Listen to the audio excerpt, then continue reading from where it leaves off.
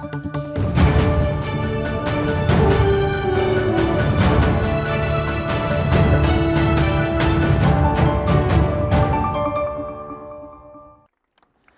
morning, everyone. Look at our beautiful city and all of our neighbors. Look at our beautiful greater Boston region standing here today. And I want to emphasize, it's been a little bit of time, but when I was down in D.C. saying some similar things, it was our city council, led by Council President Ubuntu and Councilor Julia Mejia, who ensured that our residents would gather here today, back then, on this same spot and stand up for our communities as well. So I want to thank them for showing up once again.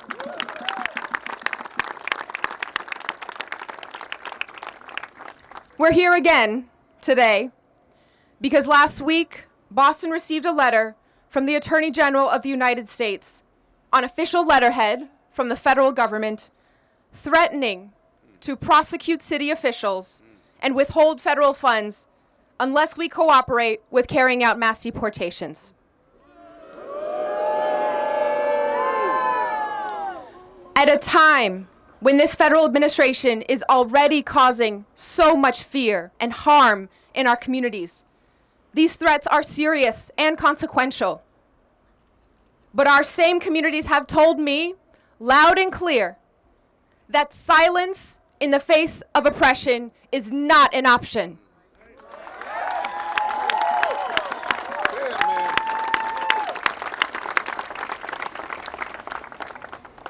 The U.S. Attorney General asked for a response by today.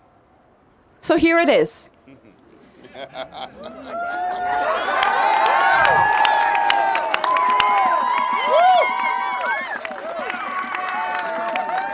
Here is our response. Stop attacking our cities to hide your administration's failures.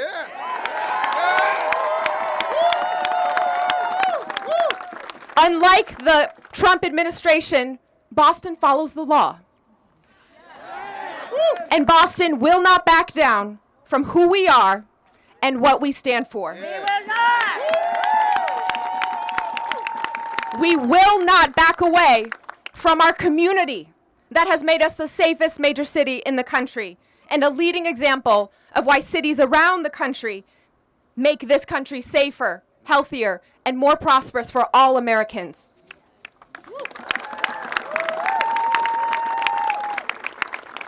To all the federal officials attacking communities that embody diversity, creativity, and moral clarity, we mayors said this in D.C. nearly 6 months ago, and I'll say it again today. You are wrong on the law, and you are wrong on safety.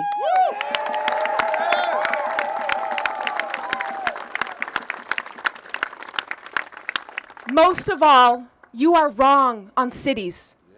The cities that live in your minds are totally foreign to the residents living in our cities. And we are picking up the pieces of your failures to deliver on your promises.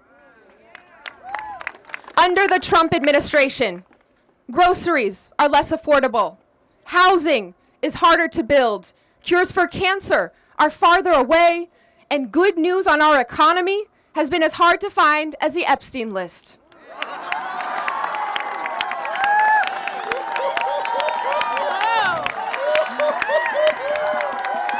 But as always, cities are doing everything we can to protect our residents and keep moving forward. While you are cutting health care and food assistance for our families, Boston has launched new coalitions to connect residents to fresh food, stable housing, and job training to build healthy, long lives.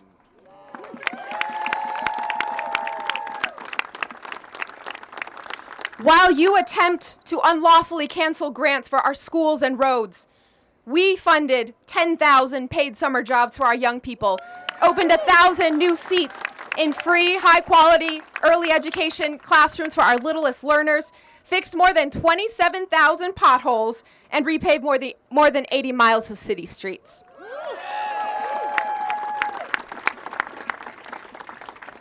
While you're slashing funding for our universities, hospitals, and research institutions, Boston is building pathways to community college and UMass Boston, joining with industry to train hundreds of residents for careers in life sciences and clean energy, and partnering with our city's largest employers to double the size of our health careers high school.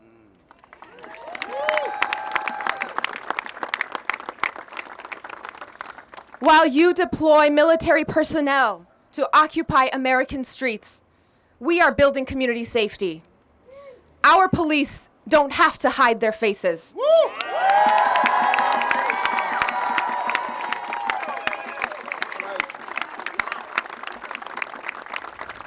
Boston police do not hide their faces because they are members of our community.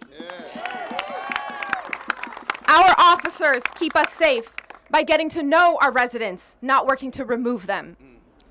Back in June, the city of Boston filed a Freedom of Information request with ICE, demanding the bare minimum of transparency from our federal government. ICE talked a big game, promised that they would get us information, and it's been 2 months without any answers. So today, we will file a formal appeal, insisting that ICE produce the public records we asked for, and we're prepared to take additional legal steps if they continue to refuse transparency.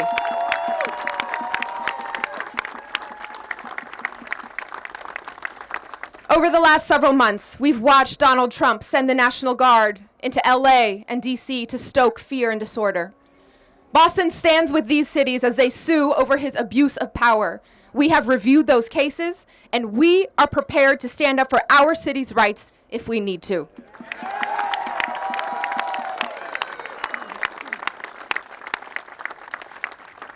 Your attacks all come back to a common aim. The Trump administration seeks to divide, isolate, and intimidate cities and make Americans fearful of one another. But Boston is proof of something far more powerful than lies and intimidation. That safety and community come from loving your neighbor as yourself.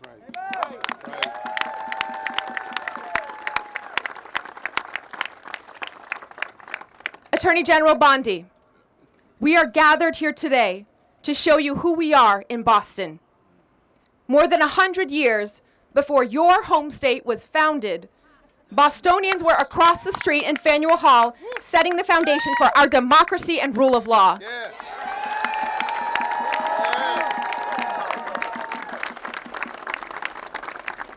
100 years before that, Bostonians were founding the first public school and public park in the country. This has always been a city of revolution, of innovation, of standing up for the public good, and never bowing down to tyranny.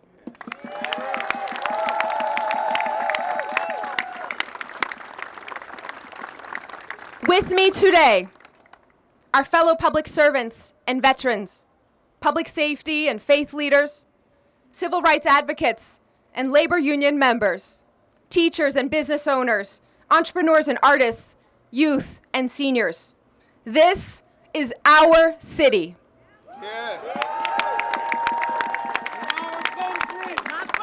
This is our country. And I'm so proud and grateful to show the world who our community is here in Boston and what we're made of. Cities aren't a threat to America. They fuel the American dream. They bring us together. Great cities make our country great. Boston will never back down from being a beacon of freedom and a home for everyone. Thank you, Mayor Wu. Thank you, Boston Police, for making Boston the safest city in the United States of America. Mayor Wu and the Boston Police do not need Donald Trump or his National Guard to tell them how to make Boston the safest city in our nation. They are already doing it. They can teach lessons to Donald Trump and to ICE as to how to best police this country. They are, in fact, abusing the constitutional rights of Americans. They are invading cities across this country, and Boston does not need the help of Donald Trump, does not need the help of ICE, does not need the help of the National Guard to come here. They are already doing the job. So we are here today to stand up to Donald Trump's authoritarianism. It is no surprise that Trump and his MAGA Republicans want to pick a fight with our hard-working state and local leaders, especially here in Boston, for their political theater, because that's all that it is. Trump has set his sights on Boston, on Massachusetts, and on our way of life. Trump has attacked our universities, sought to kneecap our economy of brain power, unlawfully withheld federal funds, terrorized our hardworking members of our community. His authoritarian tactics are meant to squash dissent, to dehumanize our immigrant communities, and to spread fear and cruelty. What Trump hates is the very DNA of Boston, from Roxbury to Dorchester, from East Boston to Mattapan. Our neighborhoods and have their own rhythms, and they add to the city's song. That's why he fears it, because you cannot silence this heartbeat. You cannot erase this rhythm without trying to rip out the very soul of Boston and America itself. And since taking office,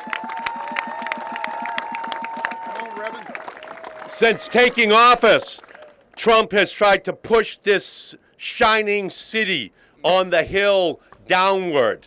I urge President Trump to read the United States Constitution. The 10th Amendment forbids the president from strong-arming states and cities to use their own money and police to carry out Trump's agenda of terror. It is a violation of the 10th Amendment of the United States Constitution. Trump wants the city of Boston, Mayor Wu, to bow to his dream of absolute power. But today, we are here to say Boston will not bow down.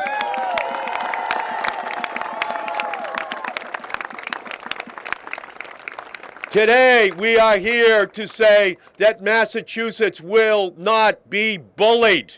I know that Mayor Wu and Boston's leaders are working hard to keep Boston the safest city in our country, to uphold state and local laws, and to treat the immigrant community with the dignity and respect which it deserves. We will continue, I will continue to stand solidly with Mayor Wu, solidly with the city of Boston, solidly with the immigrant community in the city of Boston, which makes Boston greater every single day. We are going to put the Constitution ahead of Donald Trump's callous disregard for the rule of law. 250 years ago, right here, a half a mile away at the Old Knot Church, a revolution began.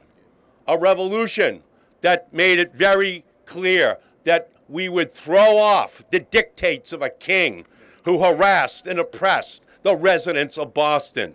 We're going to do it again with this wannabe king. Just like then, Boston is going to rise.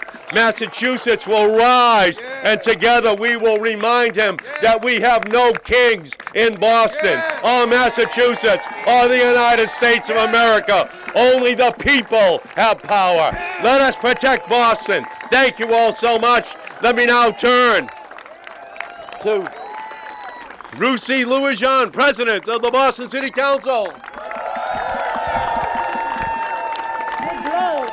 Thank you, Senator Markey. Thank you, Mayor Wu. Thank you to everyone for being here. Boston is our city. This is our city.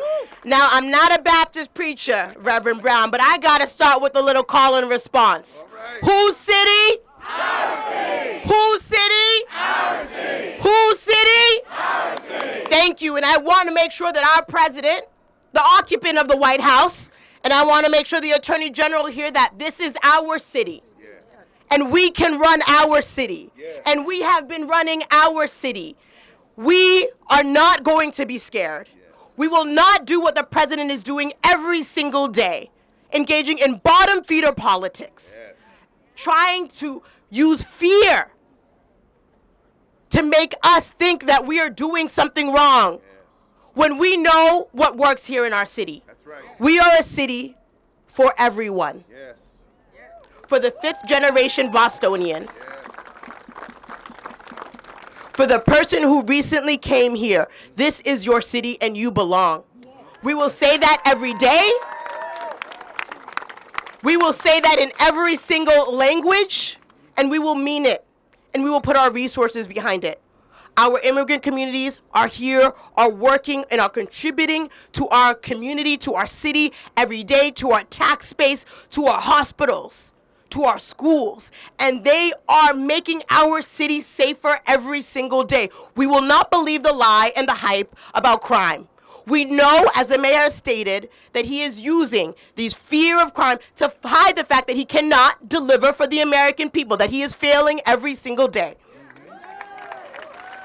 Your groceries are not cheaper. Your kids are still having a hard time buying a home. School is too inaccessible for so many of our families. But yet he wants to lie about our American cities. He wants to lie on us in Boston, and we will not have that. We will not have that here in our city. We will not have that here on the Boston City Council. And I am so glad that I am here with the supermajority of my colleagues. With Councilor Braden, an immigrant from Ireland. With Councilor Coletta Zapata, whose parents are from Italy and Mexico. Councilor Durkin, with roots in Spain. Councilor Weber, from a Jewish family. Councilor Mejia, Santana, and Pepin, representing the Dominican Republic. Councilor Worrell, representing Barbados and Jamaica. We are a city that is stronger because of all of who we are. And I am ever so proud every single day to be here, to represent one of the most vibrant, one of the strongest immigrant communities that we have here in the city of Boston, the Haitian community. And my 7-year-old nephew is around here somewhere because it is important for him to see the city that we are trying to build every single day. And every single day we work a little bit harder. We try to do a little bit better than the day before. We are not saying that we are a perfect city, but we are working on it every single day, and we do not need to take any cues from a failing federal government. Not yesterday, not today, and not tomorrow. And on the Boston City Council, we will continue to do the work of every single neighborhood, from East Boston to Mattapan, from Mission Hill to Charlestown, and we will let you know that we represent you in every single way possible, and that we are going to continue the fight that the mayor talked about, one that believes in investing in child care, in our schools, in housing, and believes that community safety works when our police officers are working with all of our communities, including our immigrant communities. And so I just want to make sure that people know that we are not backing down, that we know who we are, and that we are going to continue in this fight. And we have this beautiful representation of people here, from labor to our seniors to our elected officials, to say that we are not backing down and that this is our city. And so I'm going to start to our veterans. We got Haywood Fennell in the house. Think about this. We have a president who is cutting the veterans' budget. Like, how lower can you go? And so I want you to know that the Boston City Council, our mayor, our federal delegation stand with you every single day. Because when we fight, cuando luchamos, la nubatay. Okay, thank you. Y'all got to work on your crayon, but thank you, everybody. Thanks, everybody. Good morning, folks. Good morning. How we doing? All right. All right. Well, I wasn't prepared to speak today, but when your mayor is such a boss, You come up to the microphone when she tells you to. So I'm so proud to be here today and so proud to see so many different people here, such diversity, such a unique opportunity to show the world what Boston actually is. Boston isn't what you see on the movies and on TV and all that stuff. This is Boston. This is what Boston is, and this is the diversity that Boston represents. My name's Aaron Michael. I'm a state representative and also the House Chair of Ways and Means. And I know the senator left, but I represent that old North Church. My neighborhood in the North End is where the revolution started and where it continues to this day, every day. The spirit of it. Everyone gets to see it. Everyone gets to view it. But, we're here to just send the message and to talk about exactly what's going on. Let's be clear. This is a distraction. This is nothing but a distraction to what's really going on in this country, okay? We are the safest major city in the country. The MAGA crowd doesn't want to hear that, but that is the truth. Those are the facts, and the facts matter. And in this city, we know how to take care of our own. We know how to keep it safe. And with our mayor leading the charge, we have been continuing to keep it safe. And the fact is that the Attorney General, who was originally from Florida, wishes when she was the Attorney General of Florida had the crime statistics that we have here in Massachusetts. You want to talk about the real facts? The real facts are in Massachusetts we have the lowest gun violence in the country. The president should take note of that. We should get a letter acknowledging that, shouldn't we? We take care of our mental health patients and we invest in mental health. The president should take a look at that. He should acknowledge that. Those are the things that we are tackling and that we are working on. And those are the things that matter. And those are the things that actually get results and get things done. That is why the numbers don't lie. And we are going to continue to do that. And with this mayor and with her standing up to Congress and doing everything she's done, we will continue to be the leader and not just be a follower. And unfortunately, with everything else going on, there's a lot of following going on. But we're not going to follow. We're going to lead. Yes. And this city's going to lead, and our mayor's going to lead.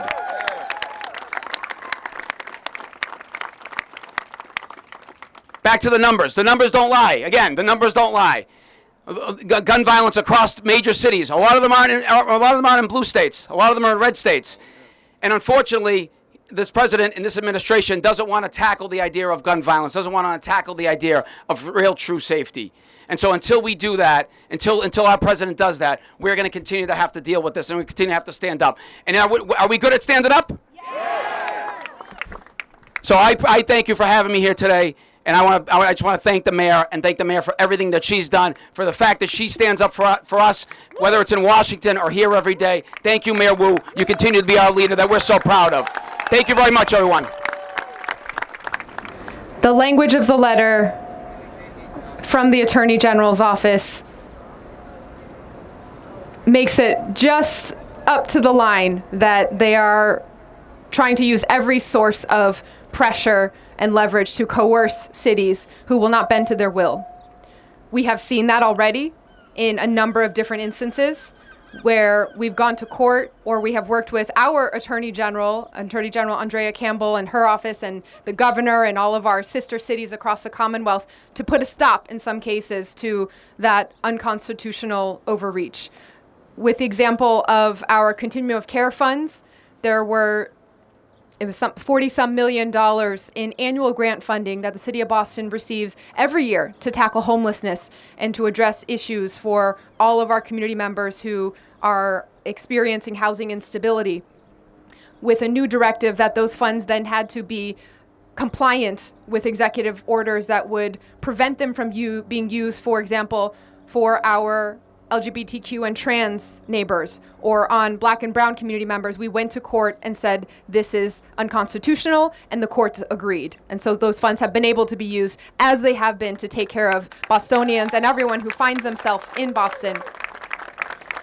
We have a similar situation with some of the public safety grants that have come up, the UASI grants, again, that the city has received for 22 years now to address counterterrorism, border security, and provide regional infrastructure for things like regional radio access so that all of our public safety agencies can communicate with one another. Now this year, they are attempting to add a requirement that a certain percentage of those funds must go to complying with border security, and they suggest with ICE. We have done our own legal interpretations that what we already do to address border security in patrolling the harbor and taking care of our residents in the same ways that we always have already satisfies border security. So we are going to continue to apply for those grant funds. And if they are rejected, although they have been awarded for 22 years for the entire region across Greater Boston, we will go to court again, and we will prepare those filings. And so where possible, we are leaning on the law, which is in our corner because Boston follows the law. There is some level of uncertainty, and the cruelty and uncertainty is the point from this federal administration. But when we're confronted with these impossible choices, right, do you stay silent and comply to try to avoid some unknown, uncertain, huge threat? Or do you take the risk but stand up for your community, for your people, and for what's right? I don't feel that I have a choice as mayor of this city. This city dates back nearly 400 years. This city has a history of standing up for what's right, of refusing to back down. Just a couple months ago, we were all in the North End celebrating the 250th anniversary of Paul Revere's Midnight Ride. And we heard from local historians, we heard from community organizations about what was running through Paul Revere's head, what was running through all of those Bostonians' minds 250 years ago. When he left his home in the North End, he had no idea if he would ever return to his wife and children. He had no idea if he would survive that night, much less live to a ripe old age into his 80s in the city of Boston and do a lot more good for our country. All of the founders that we think about now as founding fathers and the mothers whose stories weren't included, the people of color whose stories weren't included, all of those founders had no idea that their actions, first with the protest, then with some tea in the harbor, then standing up, pushing back, would lead to a skirmish, a battle, a war, in which over the course of 8 years, they would give birth to a new country.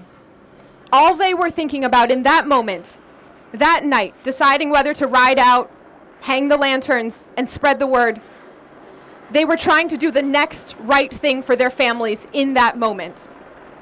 That is who we are as a city, and that is what we are doing today. We are doing the next right thing for our Boston families and for our community members in this moment, and that is what we are going to continue to do.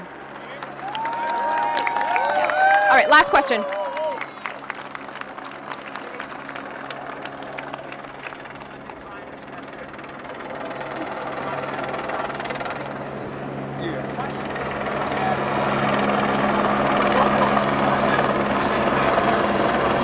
So the question was, you see people all dressed up, big smiles coming out of the federal building after they have taken the oath or even just filed the paperwork to become naturalized United States citizens. Why should people still do that? Why should people go through that process? Is that the right question? Yes. So the City of Boston, through our Office of Immigrant Advancement, runs a Citizenship Day in partnership with many community organizations every single year. And we were worried, we weren't sure what would happen this last year, Citizenship Day, with all of the fear and all of the threats out in the community. Would community members show up? Would people still want to become U.S. citizens? Would people still show up and try to get help filling out those forms and get in that pipeline? Not only did we have a full house of community members signing up and getting in the pipeline to become citizens, for the first time, we were way oversubscribed for volunteer attorneys from our community stepping up to help and make sure that everyone could have that opportunity. But there are many here who could speak. I watched my parents become naturalized citizens some 20 plus years after they had already been in this country. And the deep meaning, the love for this country that comes from that level of sacrifice, that you're willing to give up everything to come here, to start over, to learn a new language, to leave behind everything that you know because you believe and have faith in this country so much that you want your family tree to start growing here. There is nothing greater than that.